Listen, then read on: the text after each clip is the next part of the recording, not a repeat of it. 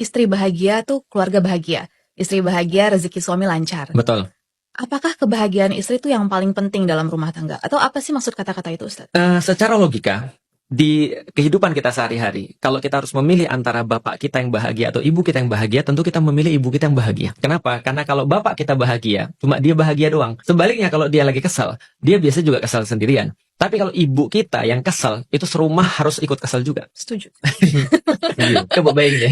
Jadi kalau ibu saya lagi kesel misalnya ya, itu kita tidak boleh kelihatan bahagia gitu maksudnya. Kenapa? Karena kita harus ikut sebel juga. Karena dia lagi sebel. Contoh nih, ibu kita lagi sebel nih, kita lagi main game, udah langsung matiin aja tuh. Kenapa? Karena dia ke kita tuh pasti kita kena omel juga. Karena kita nggak lagi ngapa-ngapain. Kalau bapak kita sebel kan nggak gitu juga. Nah artinya secara logika aja memang ibu itu harus lebih dijaga dalam rumah tangga. Karena rumah tangga itu adalah ibu kita sendiri sebenarnya. Jadi gampangnya gini, ada sebuah rumah tanpa bapak itu udah biasa. Tapi kalau sebuah rumah tanpa ibu itu bukan rumah tangga namanya.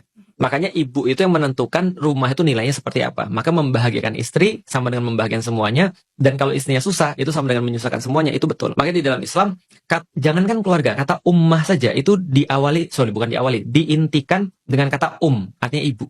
Artinya ummah ini kalau mau benar, ya harus ibu dulu yang benar. Maka kalau kita misalnya lihat sekarang ya, nggak usah sekolah tinggi-tinggi lah. Ibu tuh nggak usah sekolah tinggi-tinggi. Ujungnya ke dapur, kasur, dan sumur. Lah gimana kalau misalnya dia nggak tinggi pendidikan, dia nggak pintar, dia menghasilkan anak-anak yang mohon maaf, yang jadi beban nantinya.